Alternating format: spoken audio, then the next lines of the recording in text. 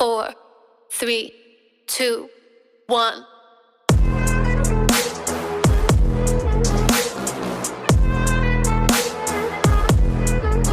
Greetings, family. Namaste. May Allah bless you. Alaikum shalom. Alaikum salam.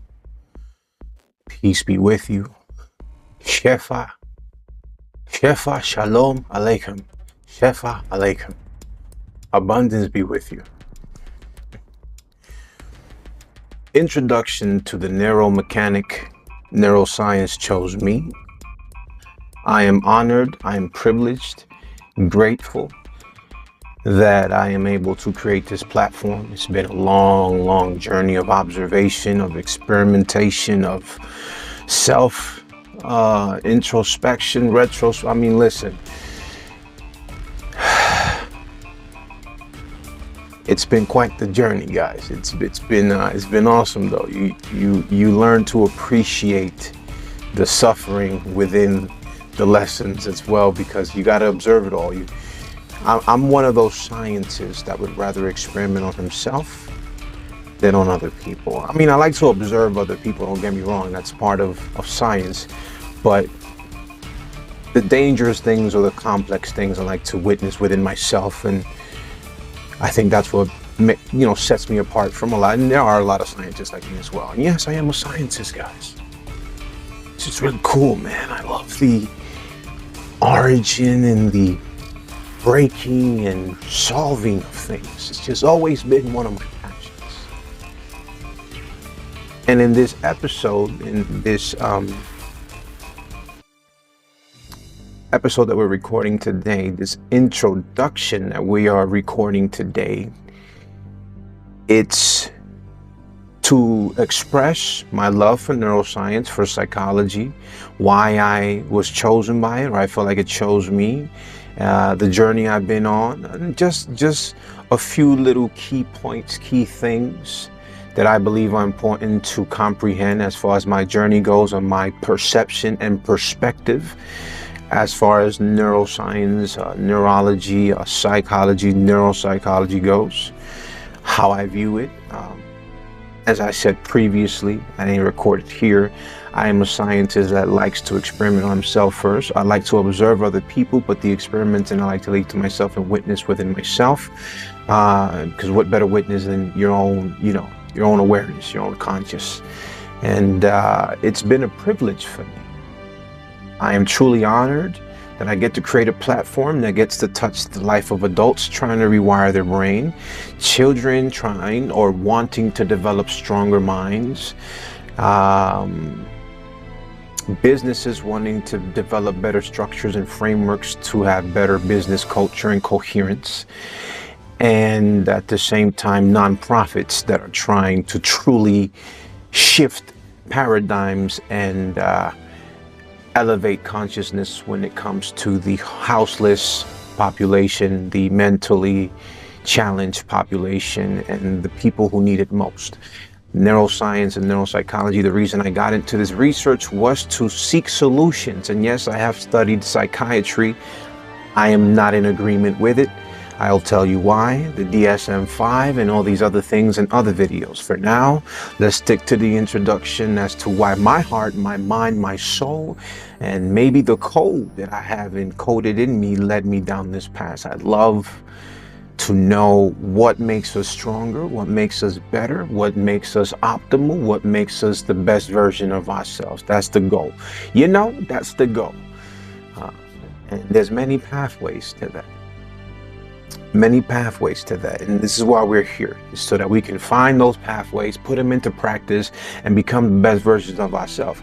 The world ain't gonna heal by making more money or becoming rich. No, the world's gonna heal with more introspection. It's gonna heal when we come together as a unit in love and peace and loyalty to brothers keeper kind of stuff, and when we look within, when we know ourselves better, when we know thyself, when we are more aware of our negativities and why we struggle, we got to regulate our nervous system. And I think it starts there. Once we learn to create that homeostasis and that regenerative power within ourselves, and that peace and that rest, that bliss, I think we'll just be kinder people, period.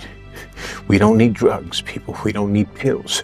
We don't need to keep lying to ourselves. I'm a witness. And let me tell you why. The glitch and the gift. Let's start with a confession. Child. As a child, the standard way of computing life just didn't work for me.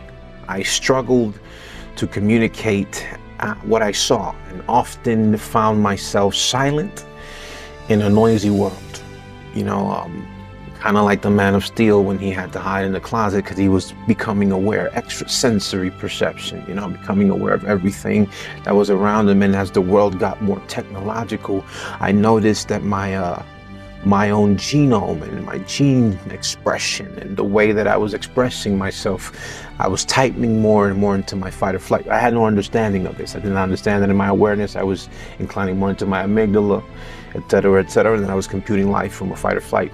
Parents didn't know it either. They were operating from the same place in survival. So, but I had a gift. It's something that I had since I was a child. I could solve puzzles even before the age of 3.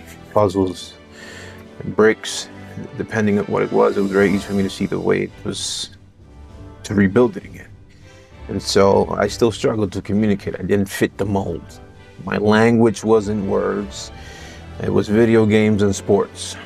I graduated high school with a C- average, yet I was constantly told you're extremely intelligent, and I couldn't see it then. You know, everyone always saying you're extreme, and it's like, you know, deep down inside you have this intelligence, but you still haven't found a way to express the level of consciousness or the encoding that you have within yourself. You're like, man, I know it, I sense it. There's this deep discernment in me that I'm like, oh yes, you know, I may be that cool, but I'm not, I don't know. And maybe it's because I'm a late bloomer. I was too busy comparing my winding path to everyone else's straight line. I was too busy comparing myself. Comparison is the thief of joy. I recommend people to never do that. Never compare yourself, never compare your timeline, never compare your pace, never compare your thought process, never compare your journey to anyone. Never try to be like anyone. If you got role models or people you look up to learn their principles, to learn how they became great, that's a great way to do it, because that's what you want. You want the program, you want the formula. You don't want their identity. That's their identity. You have your own. You got your own. And that's the beauty, that you have your own identity. You can discover that. And when you discover that, you can operate from that beauty, from the beauty that you are. Dark, light, whoever you are, that role, that script that God gave you, you know, as you heal, it just becomes the ultimate self. And in the ultimate self, that innocence is the foundation, and the rest is just pure love, pure light, right? But that's just my opinion. I was too busy comparing myself. I thought that I had to be like everyone else and grow at the pace that everyone did. And little did I know that I had a savant gift, that I was a savant, and that I could learn things at a very rapid pace. And I was a late bloomer and developed a long time. And this is not for me to toot my own horn. No, I have realized that when God gives us gifts, He demands them right back from us. We have to use them to serve our communities, to serve our friends, to serve our people, to save our children, to serve our children. We have to use our intelligence and what He gives us to create, co-create better outcomes, right? So, you know, my path was a wanderer's path. I want to be clear. This isn't a sermon. I'm not here to preach, even though I used to be a preacher. Don't tell nobody. I don't know if I was a good preacher, but I heard I was. But I am a seeker. I'm not going to say I follow the same regimen I used to. I do not. But I am still a seeker. I am a researcher, and I am a lover of the whole. I'm a lover of everything that works for everyone, not just a specific group or an oligarchy, as they say. No, looking back, it feels as if my life was written by something powerful as well. And I don't want to sound religious or super spiritual, or metaphysical. I just want to say that in my experience, I'm shaking the floor. In my experience,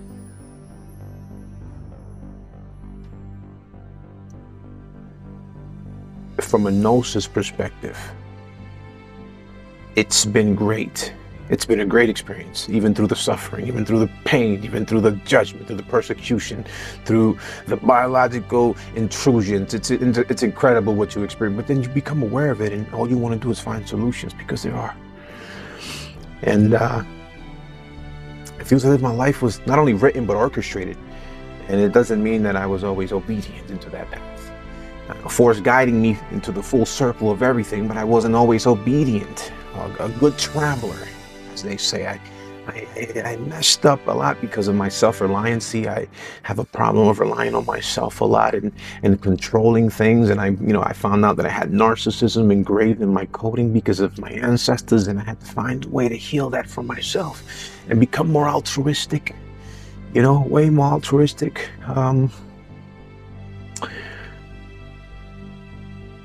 I fought, man. I cried. I was marginalized. I was judged. I was cast aside. I was shunned. I made mistakes. I burned bridges. Woo, did I burn bridges? A lot of mistakes. I didn't know how to build the bridges, but the ones I did build, they are now unbreakable. I became a man that understood. No, I became a man that understood by the misunderstood. And misunderstood by the arrogant. And honestly, that experience has been my greatest teacher. It's fine. We're all learning here. Some souls are younger than others, and some search things that we've already accomplished in our timelines or in our lives, right? And on this one, we just trying to chill. Hey, man, it's all love. Y'all want to keep fighting and creating. That's all, y'all. We gonna be chilling on this side. Now, that hunger for understanding that I've always had, it led me to my first passion, and it's psychology. Psychology intrigued me. Forensics, criminology, child development, sociology. I wanted to understand why we are the way we are. Tim LaHaye is a great book, Why You Act the Way You Do, that I started reading. The 7 Habits of Highly Effective People, amongst other books that I began to read.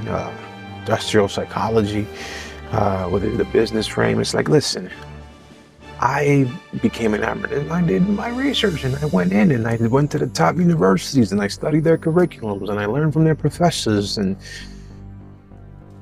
did my own, audits and analysis and assessments of what I was learning. And I came to many conclusions. Again, critically thinking from a place of I'm Caribbean as well, taking into consideration my own psychology, my gene expression, my genetics, where I'm from, what we've been through. All of that matters. I became enamored with criminology, obsessed with child development, like I was saying, and environmental sciences.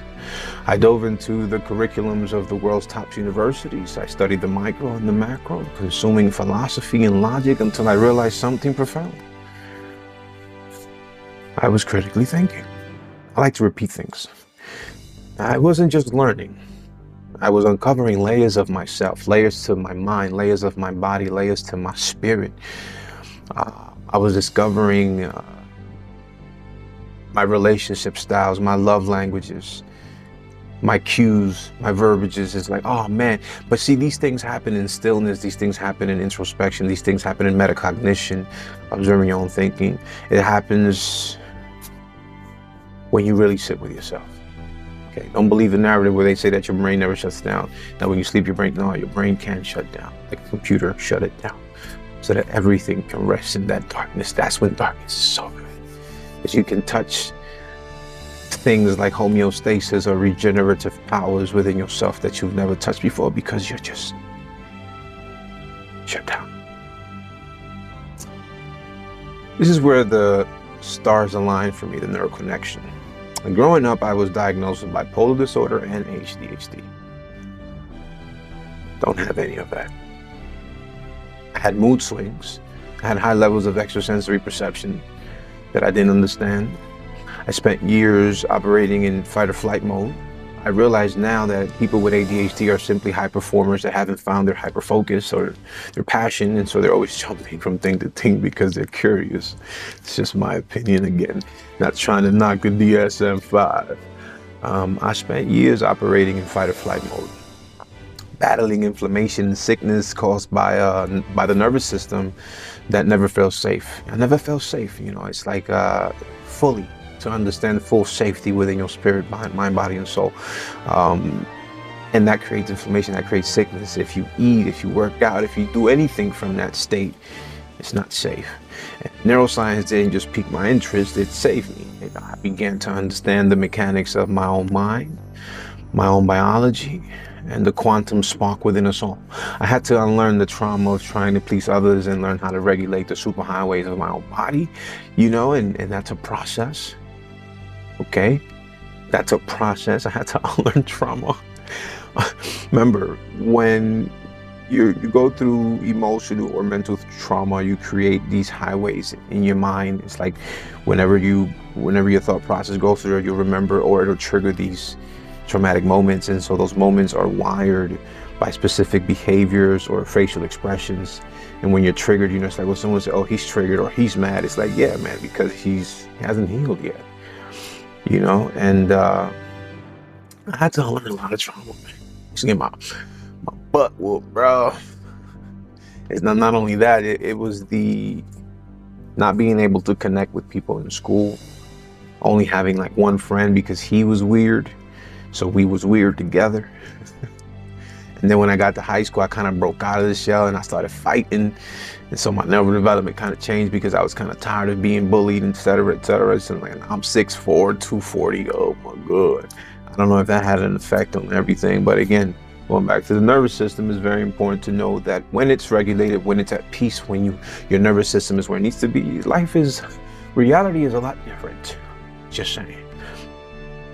And so as I unlearned it, you may ask, well, how did you heal it? And these are things that for everyone may be a different component, but healing always ends up being the same foundational principle, which is when you go back to the memory, or you go back to the situation, or you go back to that superhighway or that highway or that synapse or that trigger, and you no longer respond or react the way you did before. That's how you know you healed. And sometimes it's just rearranging or re-angling the perspective of perception of what happened in that moment and going back, time traveling. And we can talk about that some other time. My heart yearns for more than just satiation of all this information. I truly want to uncover the abilities, the meta abilities, if we are metahumans, if we do mutate, what we can truly tap into. Telepathy, which is something I've been researching lately and I've been experiencing as well, and teaching our communities the possibilities of experiencing these things and through the different mechanisms of which we are learning as well. My heart yearns for all of that. I crave truth. It craves truth. And while I have aspirations of one day becoming an archaeologist, digging for ancient wisdom around the world, which is the ultimate passion, but I gotta, give back to my community first. I can't go out into the world until I give to my community first and make sure I leave something generational, right? Generational wealth for the community. Not just me, not my family. My family's good, with the community as well, and the people, the states, the country that birthed me and saw me become this. As tough as the United States is, as racist as this country is, I'm not that bad, so I can't complain. I know who I don't want to be. I know who I don't want to be. I know who I don't want to be, you understand? While I have aspirations to one day become an archaeologist, right now, my shovel is the mind. I've solved puzzles my whole life, but this is the biggest one yet. The one we are transpiring right now, see what we can do to make it better. And my goal is to make this platform the ultimate hub for your mental safety, body, and soul needs as well. We are going to explore the genes, the neurons, and the why behind who we are and how we can become better together, as a unit. Yeah, law of one. I'm here to teach the world how important it is to be mindful, how important our brain organ is, our minds, and I'm here to bridge the gap between the misunderstood and the science that I'm here to bridge the gap between spirituality and science in the best way possible. And we're going to have some fun with that. So, you already know, the neuromechanic, Michael, blessings, Shefa, Aleichem, Aleichem Shefa.